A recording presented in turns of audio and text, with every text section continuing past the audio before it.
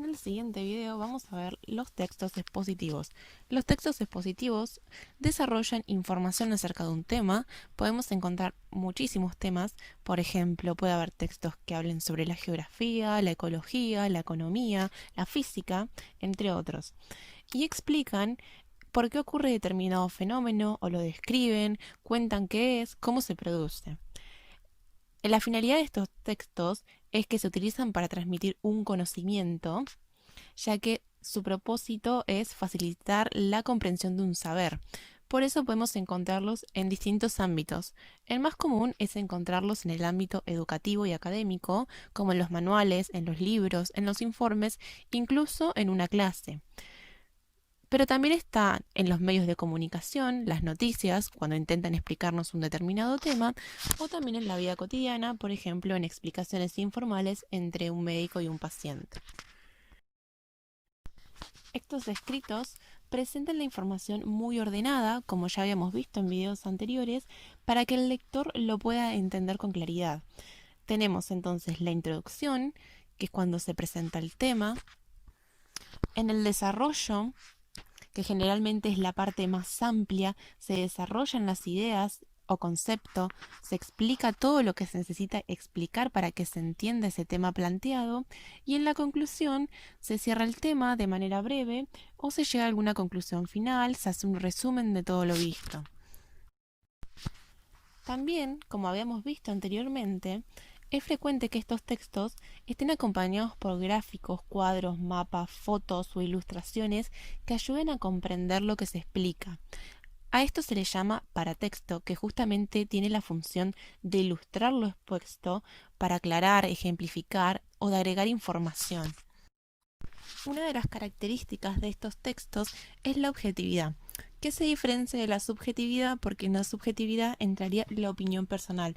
En cambio, estos textos no habilitan para las opiniones personales, sino que se busca dar una apariencia de objetividad y transparencia. Por esto mismo, porque pareciera que nadie puede criticarlas, ya que las ideas se presentan como una verdad absoluta que no dan paso a discusiones.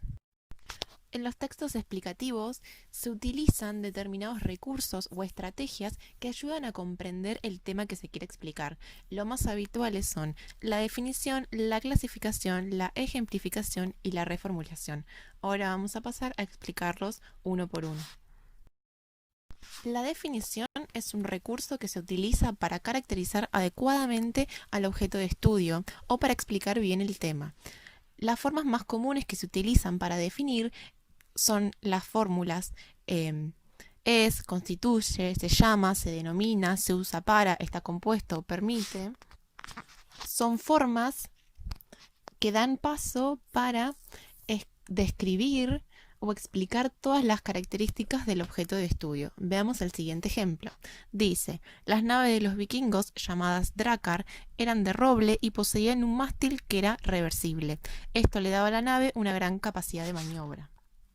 Acá se está definiendo a las naves de los vikingos, se está contando cómo eran, para qué servían, qué características tenían.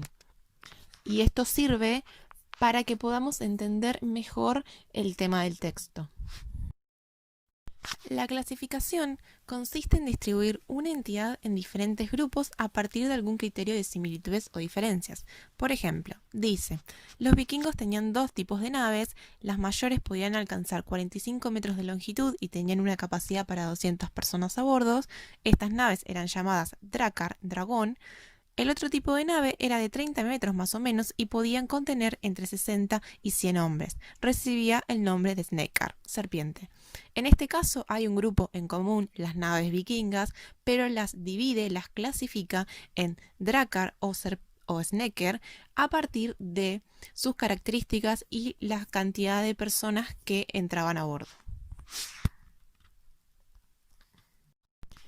Otro recurso es la ejemplificación, que se usa para llevar un concepto teórico al plano de lo práctico o lo cotidiano para que le resulte familiar al destinatario, es decir, utiliza un lenguaje un poco más cotidiano para explicar lo concretamente específico que acaba de decir hace un momento.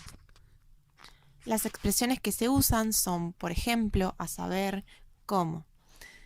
El ejemplo dice, otro aspecto que imitan las máquinas robotizadas es el sistema motriz de los seres humanos, por ejemplo los brazos robóticos que imitan los movimientos de un brazo humano y que se utilizan para soldar las carrocerías de los automóviles.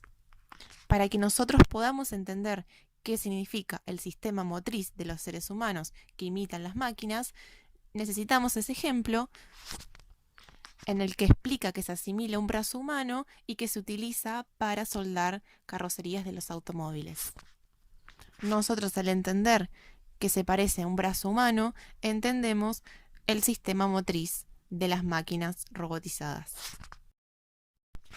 Y por último, otro de los recursos es la reformulación, que consiste en dar una nueva versión de lo explicado para que resulte más claro para quien está leyendo este texto. Se utilizan conectores generalmente, como es decir, en otras palabras, explicando de esta manera. Veamos el ejemplo. Dice, existen actualmente muchas máquinas automáticas, es decir, artefactos que pueden funcionar por sí solos. Es una aclaración de lo que significa automática para que nosotros podamos entenderlo si realmente no conocemos el significado de automático. Reformula esa explicación muy teórica y la pone en palabras un poco más sencillas.